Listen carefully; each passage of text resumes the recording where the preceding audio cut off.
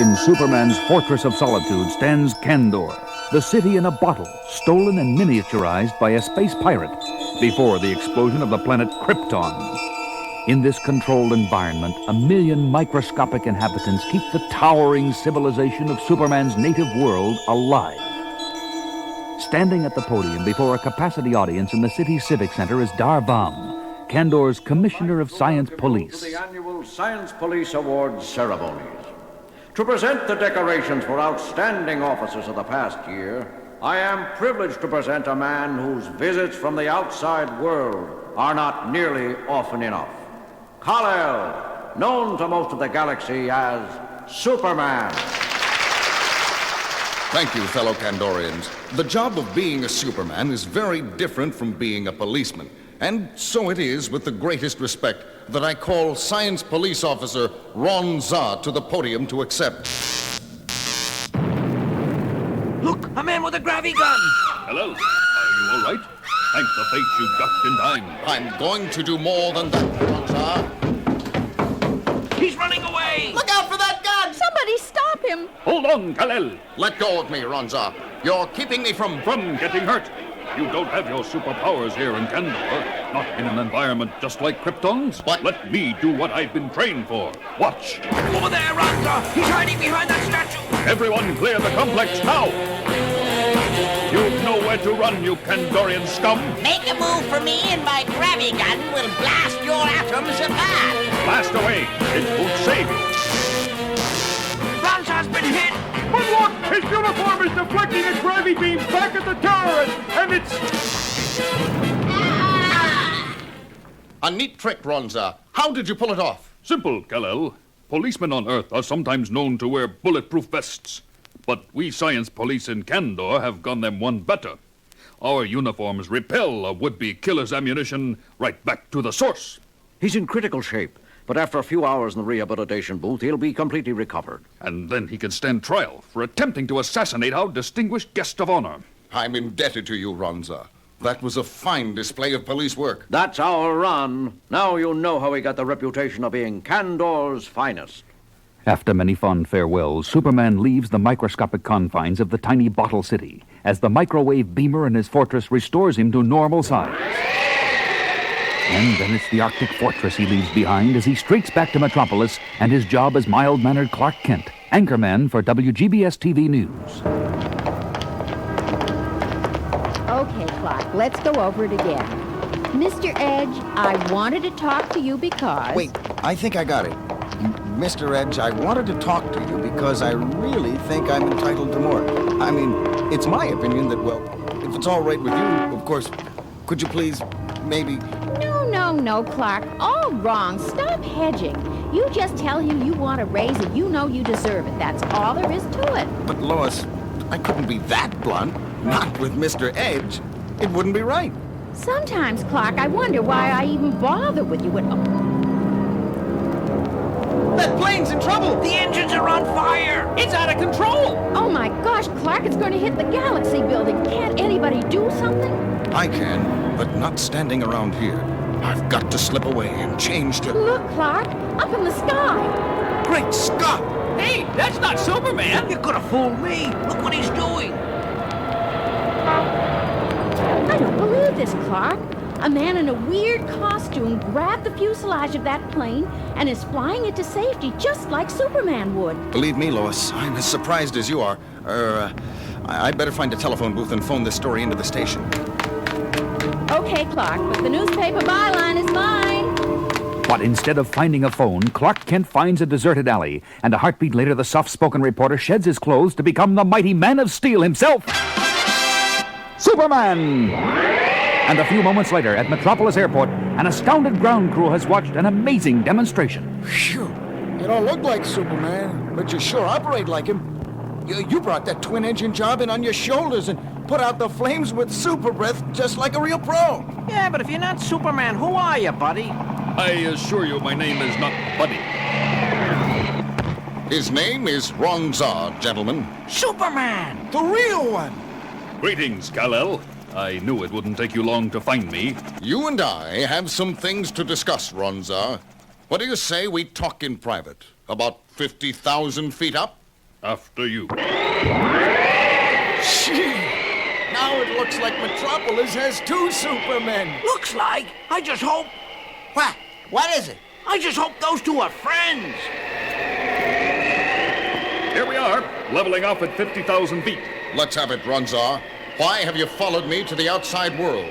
Because in Kandor, I'm the best there is. You gave me an award that says so. But what does a superior city like Kandor need with an expert crime fighter? You were born and trained there. That's where you belong. I belong here on Earth.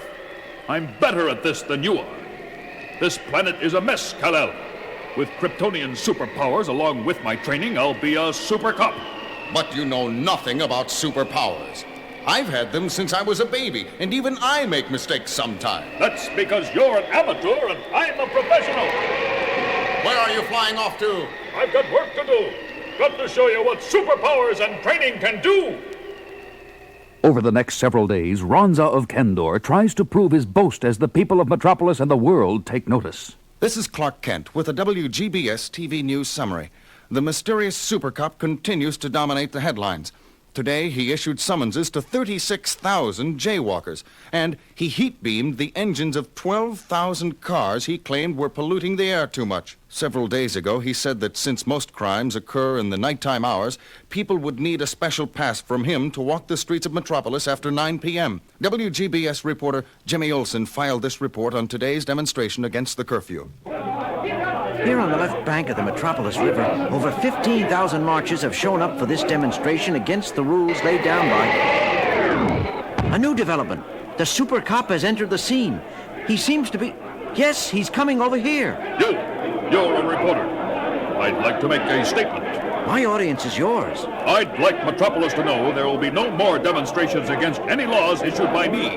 Anything I decree is necessary for the welfare of... Superman! Hello, Jimmy.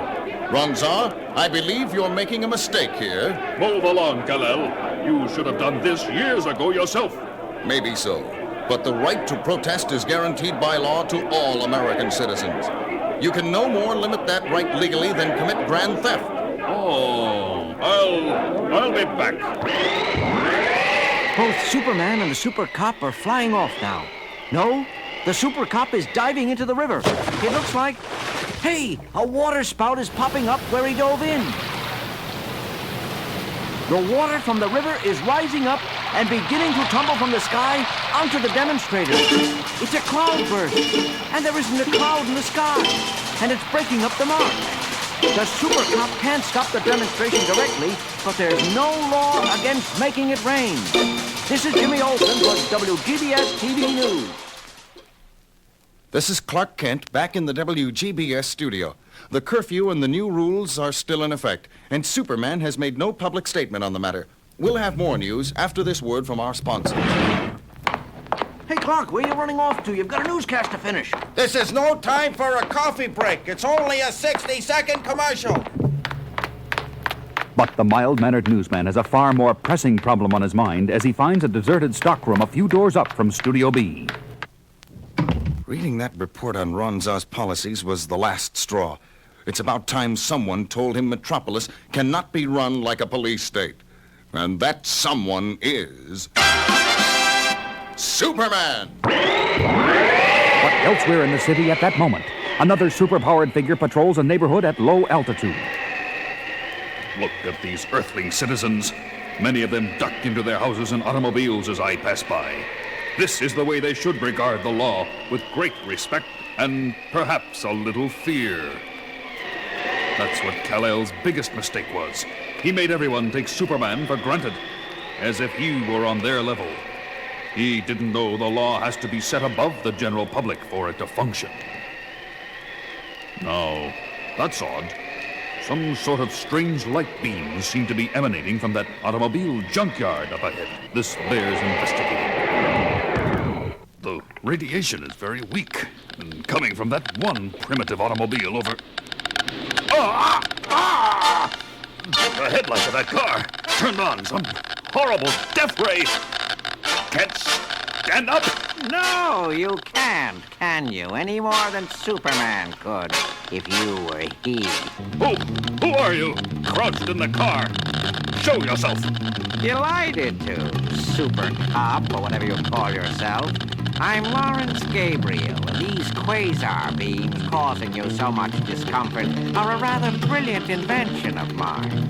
Why would you want to kill me? It wasn't you I was commissioned to destroy. It was Superman.